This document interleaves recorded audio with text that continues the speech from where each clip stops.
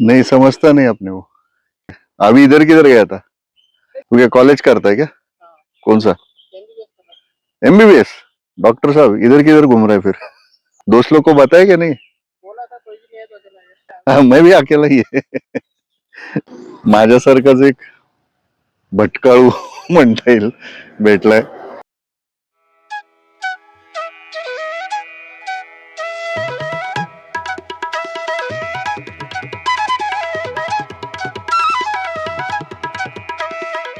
नमस्कार मंडळी,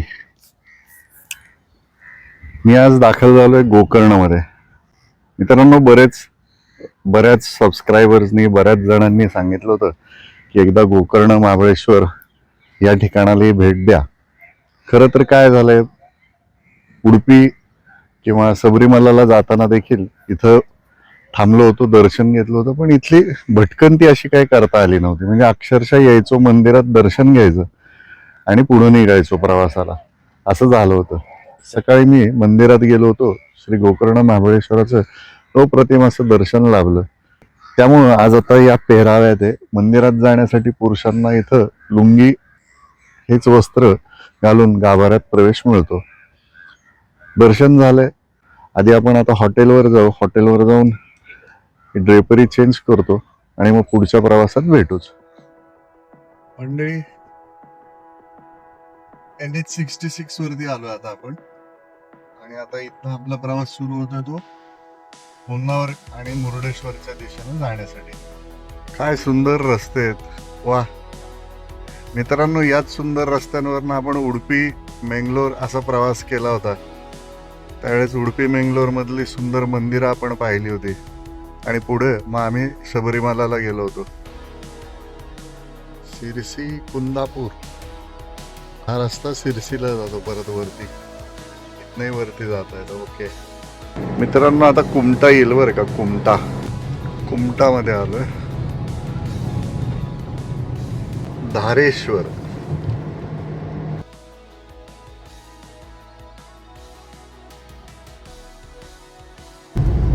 बेत्तगेरी अशा पद्धतीने एक टोल आलेला आहे.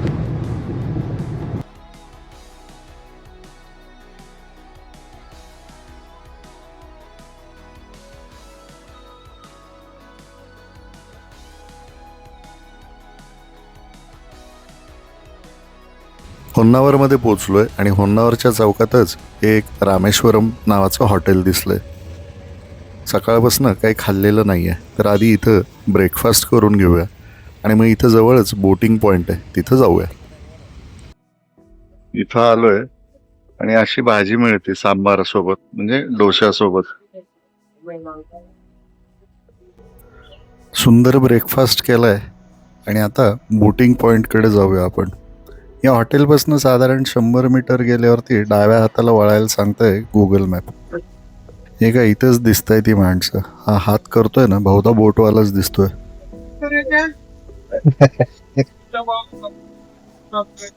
नंबर प्लेट बघितलं की भाषा बदलते का? तुमचं काम आहे. तुमचं काम बर. इथं आहे का साईडला येतो आहे की ना? काय बोटिंगचं इथं? मी एकटाच आहे. 1 तासाच्या बोटिंग आहे. बर. त्याच्यामध्ये तुम्हाला 3 पॉइंट वगैरे भेटणार. हा जो समोर चाललाय निळा टी शर्ट वाला आहे ना, हा बोटीचा म्हणजे बोट चालक आहे. याची बोट आहे. हा म्हटला माझ्या बोटीतनं चला, मी तुम्हाला बॅकवॉटर्स फिरवून आणतो, 1 तासाचे 1000 रुपये. म्हटलं ठीक आहे बाबा, चल.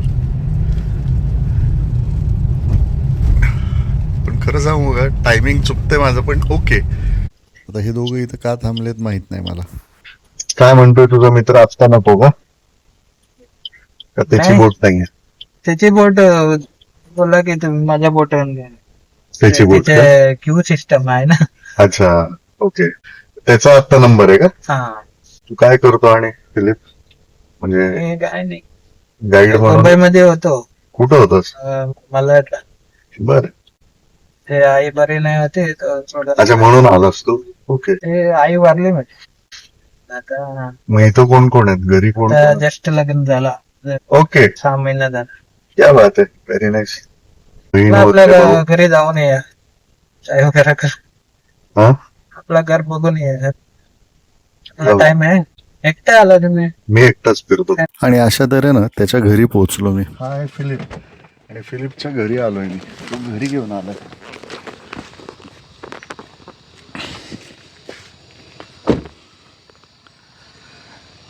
फिलिपचं सुंदर घर, छोटंसं.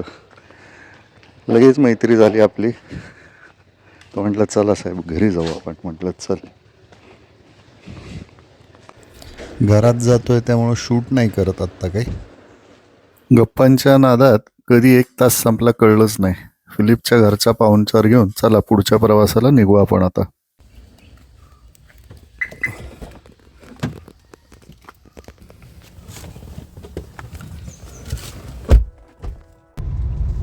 हे बघ फिलिप, मला विचारशील तर माझं प्रामाणिक मत आहे की तू आता आलाच आहेस मुंबई सोडून आणि हा व्यवसाय सुरू केलायस तर यातच पूर्ण लक्ष घाल.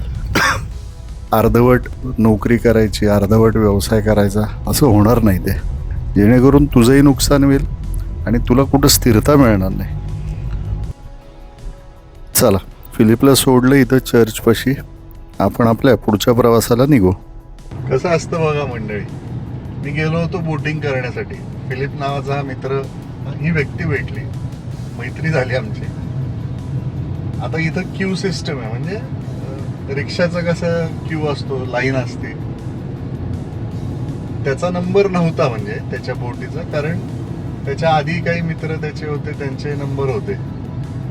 आता हा मराठीत माझ्याशी बोलला म्हणून मी याच्याशी बोललो, म्हणजे मला कम्युनिकेट करणं सोपं झालं.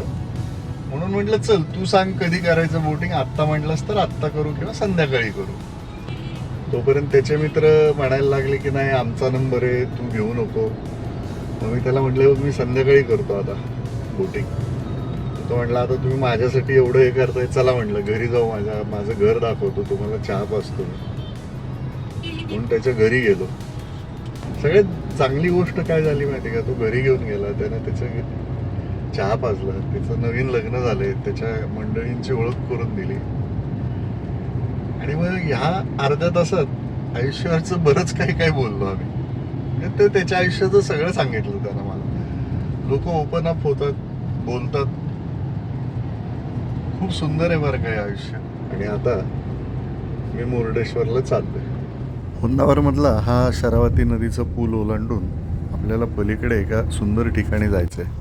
हे कासारकोड नावाचं गाव आहे बरं का, लक्षात ठेवा.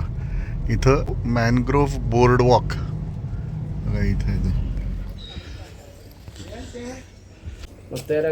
इथे प्रति व्यक्ती प्रवेश शुल्क 20 रुपये आहे.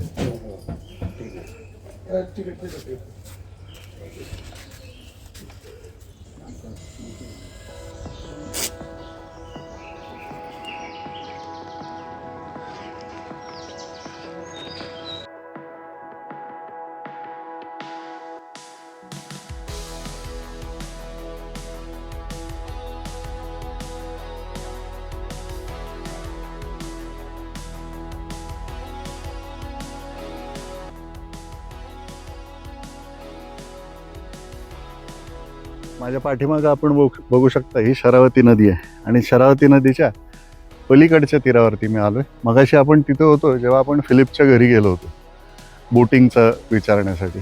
होन्नावरमधनं मुर्डेश्वरकडे जाताना शरावती नदीचा जो पूल आहे तो उतरल्यानंतर साधारण 200-250 मीटरवरती पुढे आल्यावरती डाव्या हाताला मला एक पाटी दिसली की मॅनग्रोव्ह वॉकवे का वॉकबोर्ड असं. म्हटलं काय आहे हे बघायला बघूया म्हटलं, म्हणून मी इथं आलो. मित्रांनो, हे कांदळवन आहे जे आपण माझी नॉर्थ मालवणचा जो व्हिडिओ आहे ज्याच्यात आपण वाडेकर काकांसोबत या कांदळवनातनं बोटीतून फिरलो होतो, त्यांनी कांदळवनाची माहिती दिली होती.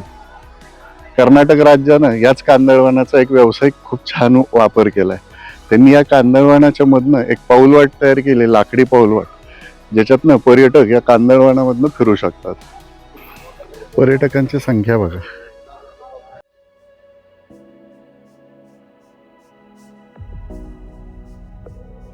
ही ती छोटी पाऊलवाट आहे मी जे म्हणतोय ना, हे असं लाकडी हे केलंय त्यांनी कांदळवनाच्या मधनं. आणि अक्षरशः तुम्हाला सांगतो शेकड्यानं पर्यटक यातनं फिरण्यासाठी येतात, फोटो काढण्यासाठी. इथल्या लोकांनी, इथल्या गावकऱ्यांनी एक हा प्रयोग केला आहे आणि हे सुंदर चालतंय. हे बघा, वयस्कर मंडळी पण आपल्याला इथनं फिरताना दिसतात. मी आलोय नेमकं ओहोटीच्या वेळेत आणि कांदळवनात पाणी नाही आहे. आपल्याला तळ पाहता येतोय हा. पण विचार करा, जेव्हा हे पाण्यानं भरलेलं असेल कांदळवन भरतीच्या वेळेस, आणि तेव्हा या कठडे नसलेल्या पाऊलवाटेवरनं चालण्याचा एक थरार वेगळाच आपल्याला अनुभवायला मिळतो इथं. त्यामुळं भरतीच्या वेळेस इथे यायचा प्रयत्न करा. अशा पद्धतीनं बाहेर आलोय मॅनग्रोव्ह वॉक करून.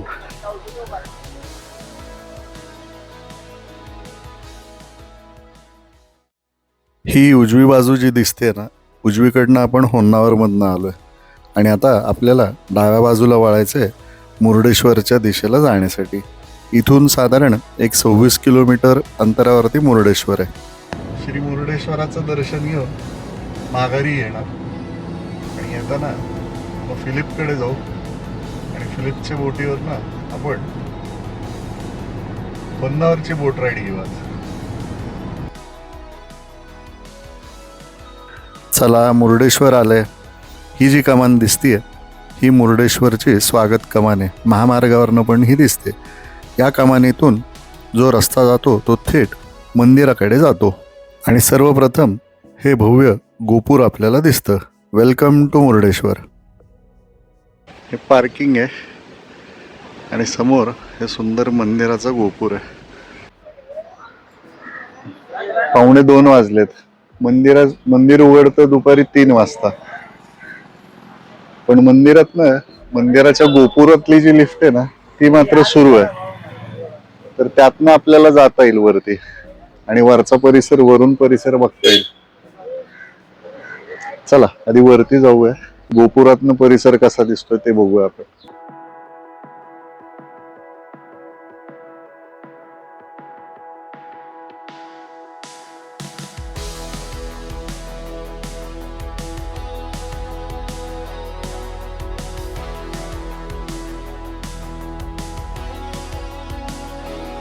चला आधी तिकीट काढूया. 20 रुपये प्रति व्यक्ती तिकीट आहे आणि इथं या लिफ्टमधनं आपल्याला वरती जायचं आहे. एका वेळेस साधारण 8 लोक लिफ्टमधनं जातात. या गोपुराची उंची साधारण 250 फीट म्हणजे 76 मीटर आहे आणि याच्यात 20 मजलेत आणि ही लिफ्ट आपल्याला 17व्या आणि 18व्या मजल्यापर्यंत घेऊन जाते, जिथं प्रेक्षक इथून संपूर्ण परिसराचं सुंदर दृश्य पाहू शकतात. आणि ही आहे जगातील 2ऱ्या क्रमांकाची सर्वात उंच महादेवाची मूर्ती. सध्या या मूर्तीच्या रंगरंगोटीचं काम सुरू आहे. आणि समोर हे जे गेस्ट हाऊस दिसते, ही जी इमारत आहे ही RNS गेस्ट हाऊस आहे. इथं देखील भाविकांची राहण्याची व्यवस्था आहे आणि इथं जर आपण राहिलात तर याच्या गॅलरीमध्ये उभं राहून संपूर्ण समुद्राचं सुंदर दृश्य आपल्याला पाहता येतं. श्री महादेवाची ही भव्य मूर्ती 37 मीटर उंचीची आहे, म्हणजेच साधारण 123 फूट उंच ही मूर्ती आहे. समुद्र किनाऱ्यावर असल्या कारणाने खारं वारं, ऊन आणि पावसाचा थेट संपर्क या मूर्तीशी होत असतो आणि त्यामुळं 1-2 वर्षातून एकदा या मूर्तीच्या देखभालीसाठी अशी उपाययोजना करावी लागते. गोपुरातल्या 4ही दिशांना 4 भव्य खिडक्या आहेत आणि तिथून 4ही दिशांचं खूप सुंदर दर्शन आपल्याला घेता येतं. बेटावरच्या दुसऱ्या बाजूला ही सुंदर भव्य इमारत जी दिसते ना, हे RNS रेसिडेन्सी नावाचं हॉटेल आहे. इथं देखील आपण राहू शकता. आणि हे आहे नवीन नावाचं रेस्टॉरंट, जे अक्षरशः समुद्रात बांधलेलं आहे. या रेस्टॉरंटमध्ये जाण्यासाठी एक छोटासा पूल आहे आणि रेस्टॉरंटच्या खालनं समुद्राच्या लाटा या धडकत असतात.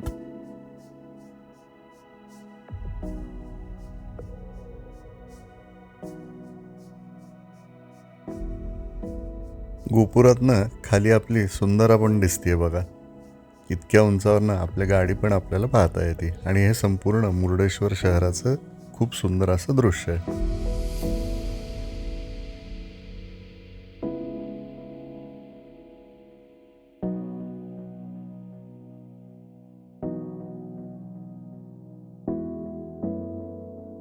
मंदिरात बॅग वगैरे न्यायला परवानगी नव्हती म्हणून मी बॅग इथंच ठेवली.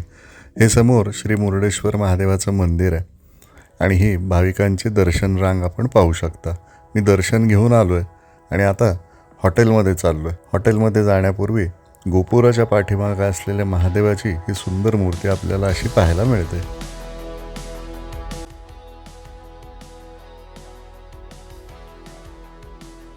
रेस्टॉरंटच्या समोरच हे गेट आहे. आपण तर वरती मूर्तीपाशी जाऊ शकतो. चला आता रेस्टॉरंटमध्ये जाऊ, काहीतरी खाऊया. दुपारचे 3:30 वाजलेत. भूक अशी नाही आहे, पण घशाला कोरड पडली. काहीतरी प्यायला मागवतो. आपण बसलोय त्या इमारतीच्या खालून समुद्राच्या पाण्याच्या लाटा येत आहेत. हा अनुभव भन्नाट आहे.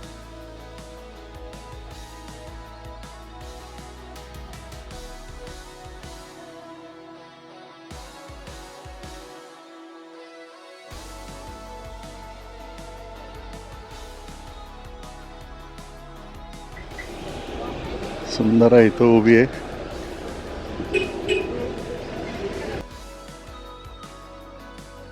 मित्रांनो, अशा पद्धतीने मुर्डेश्वराचं दर्शन घेऊन आता निघालोय. भयानक ऊन आहे, पण आता प्रवास तर केला पाहिजे. इथून आता मी डाव्या हाताला वळतोय आणि आता सर्वप्रथम जाणार आहे ते होन्नावरला, जे इथून साधारण 27 किलोमीटर अंतरावरती आहे. आता थेट फिलिपच्या बोटीपाशी भेटू. काय फिलिप, बोट तयार आहे का आपली? बाकी कोण अजून येणार आहे का थांबायचं आहे थोडा वेळ? तुझी पण बोट त्या इन्स्टावाल्यांना देतो का तू? बदाम बिदाम काढलेस, भारी रंगवलंयस की.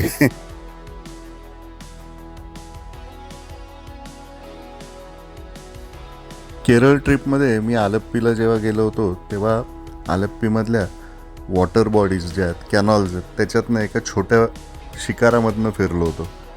आणि आज हा त्याच्या अगदी विरुद्धचा अनुभव आहे. शरावती नदीचं हे भव्य पात्र आहे आणि हे पण खूप सुंदर आहे बरं का.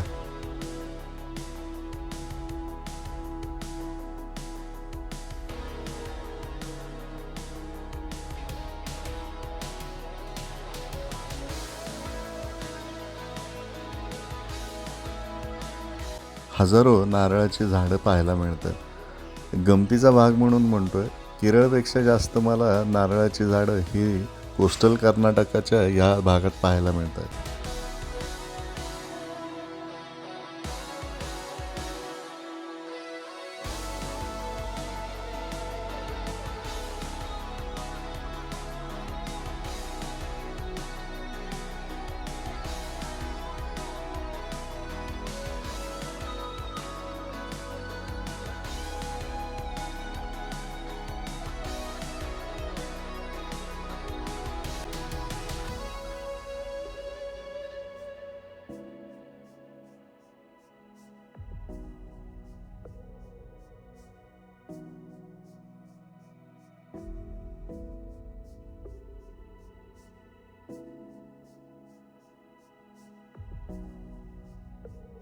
खूप सुंदर असा अनुभव होता.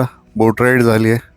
फिलिपला म्हटलं, अरे जरा तुझं नंबर वगैरे कॅमेऱ्यावर सांग, म्हणजे लोकांना इथं आले की तुझी बोट राईड घेता येईल. तर तो अगदी नम्रपणे म्हटला, साहेब माझं नक्की नाही, आता हा सीझन संपला की मी कदाचित मुंबईला जाईन, त्यामुळे माझा नंबर आत्ता देऊ नका. म्हटलं ठीक आहे. पण एक गोष्ट मात्र झाली आहे की आता होन्नावरचा फिलिप हा कायम माझ्या लक्षात राहील. चला आपल्या मुक्कामाच्या ठिकाणी पोचलोय, गोकर्णमध्ये. गुड मॉर्निंग मित्रांनो. नवीन दिवस, नवीन प्रवास. प्रवासात आपलं स्वागत आहे. In 200 meters, your destination will be on the right. रस्ता कच्चा आहे, Turn right. व्यवस्थित उतरायचं आहे. पावसाळ्यात गडबड असेल इथं. एकदा का हा रस्ता पार केला की समोर मला वाटतं एक पार्किंग आहे. गाडी आणली तरी आपण लावू शकतो. फक्त एक अर्धा-पाऊण किलोमीटर रस्ता कच्चा आहे आणि अशी ही पाऊलवाट जाते.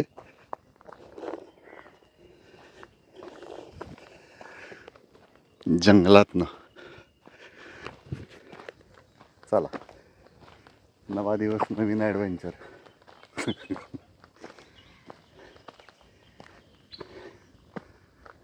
तरी इथं मार्किंग केलंय असं त्यांनी. ठीक आहे, इथून असं आलो आपण की बहुधा हे समोर जे दिसते इथे गुहा आहे. इथे सुंदर छोटीशी गुहा आहे, म्हणजे याचं मुख आहेत ना. इथून आपण आतमध्ये प्रवेश करतो. शंभो महादेवा.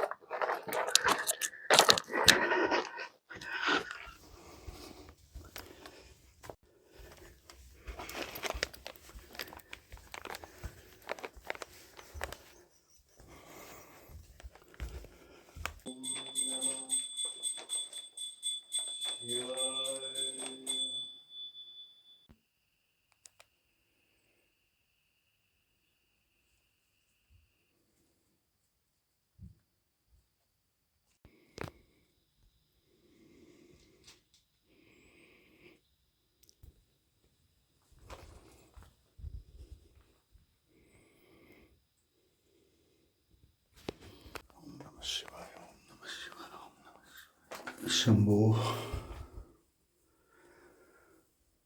कैलास राणा शिवचंद्र मुळे फणींद्र माधव कारुण्य सिंधू दुःखारी तुझे शंभो मचकोण शंभो शंभो महादेवा. शंभो.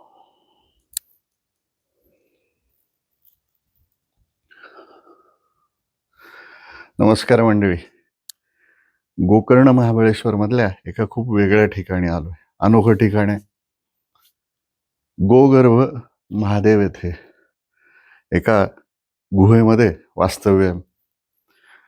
मित्रांनो, इथं जे दृश्य पाहायला मिळतं आपल्याला, हे खरंच याचं वर्णन नाही करतायत. याचा आपल्याला अनुभव घेण्यासाठी इथे यावं लागतं. प्रवास थोडासा खडतर आहे, फार काही लांब किंवा अडचणीचा नाहीये.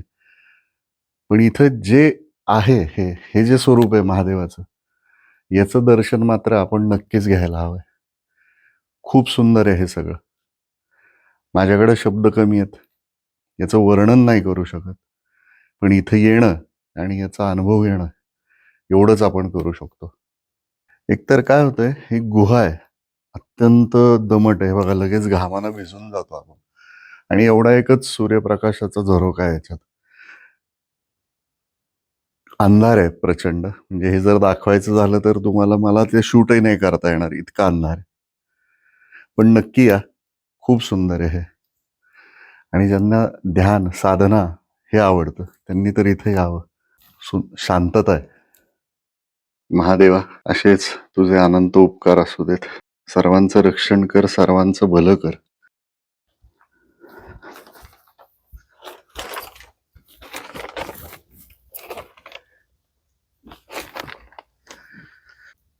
हा हा, महादेवाचं एक वेगळं स्वरूप आहे, पाहायला मिळतं. सुंदर आहे. कधी आलात तर खरंच या. मित्रांनो, हा सगळा परिसर बघा, अत्यंत सुंदर आहे. इथून एक पाऊल वाट आहे आणि मी इथून आलो होतो. अशा पद्धतीनं मित्रांनो, गोगर्भ महादेवाचं दर्शन घेऊन आता मी खाली उतरतोय. मी आलोय वेगळ्या वाटेनं, चाललोय वेगळ्या वाटेनं.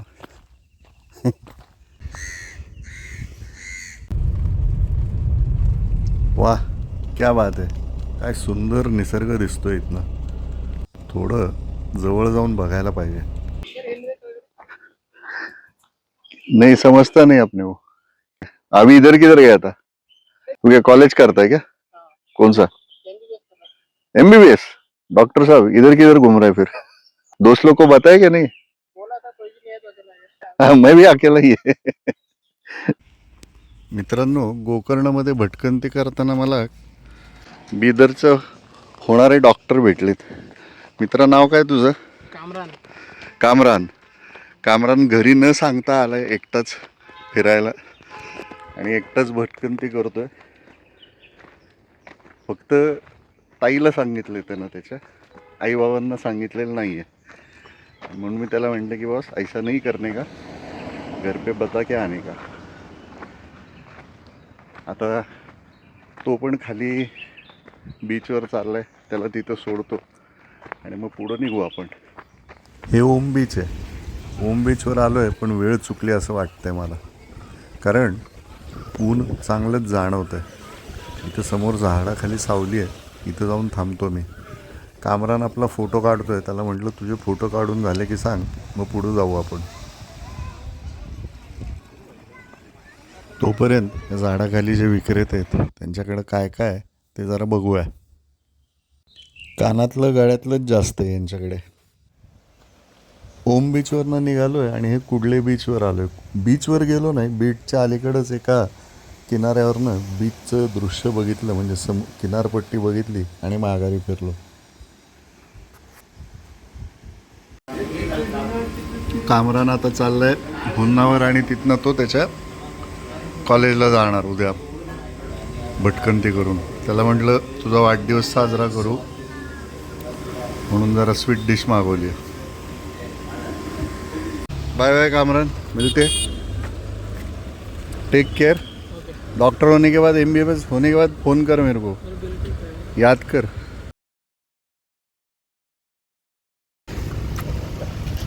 Take care, bye.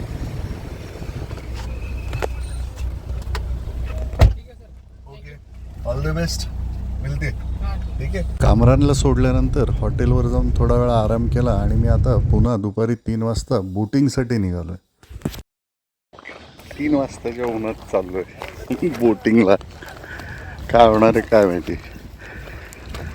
चला, पंटूश होणार आहे पूर्ण. मित्रांनो, गोकर्णमध्ये एक वेगळ्या प्रकारची बोट राईड आपल्याला सकाळी आणि संध्याकाळच्या वेळेत घेता येते. गोकर्णमध्ये असलेले जे बीच आहेत ते समुद्रातून पाहायचा एक वेगळा अनुभव आपल्याला इथं मिळतो. आणि ही बोट आपल्याला पॅराडाईज बीच नावाच्या एका ठिकाणी घेऊन जाते, जिथं आपल्याला पाण्यात हे सोडतात. तुम्हाला कयाकिंग करता येतं आहे, स्नॉर्कलिंग करायचं असेल ते करता येतं आहे. आणि या पॅराडाईज बीचवरती छोटेसे हॉटेल्स आहेत, जिथं आपण काही खायचं असेल, चहा कॉफी घ्यायचं असेल तर ते आपण घेऊ शकतो.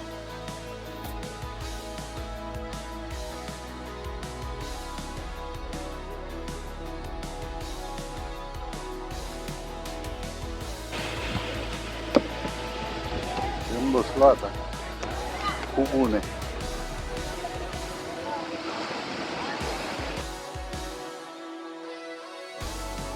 भूक लागली. खरं तर काय झालंय, मी दुपारी जेवलो नव्हतो आणि असंच आलोय.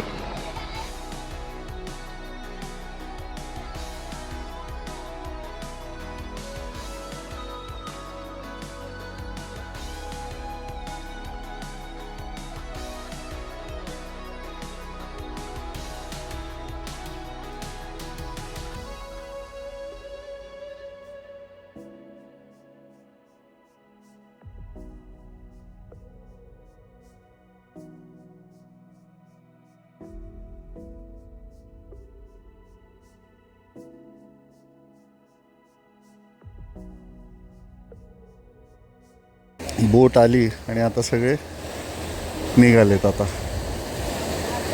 इतके दबले आहेत, आता झोप येते त्यांना. मित्रांनो, अशा पद्धतीनं माझा गोकर्ण मधला हा प्रवास आता संपत आहे. हा प्रवास संपता संपता मला प्रवासात भेटलेली माणसं आणि त्यांनी दिलेल्या अविस्मरणीय आठवणी या कायम लक्षात राहणार आहेत. त्यातला एक म्हणजे होन्नावरचा फिलिप आणि आज भेटलेला बिदरचा कामरान. का कोणास ठाऊक, या दोघांशी बोलल्यानंतर एक वेगळंच नातं तयार झालं. भविष्यात आयुष्यात ही मंडळी कधी भेटतील नाही भेटतील माहीत नाही, पण प्रवासात ही अशी माणसं भेटतात आणि आपला प्रवास अविस्मरणीय करतात, हे मात्र खरं आहे. मित्रांनो, आपल्याला जर माझा हा प्रवास ही माहिती आवडली असेल तर माझ्या या चॅनलला लाईक करा, शेअर करा, सबस्क्राईब करा.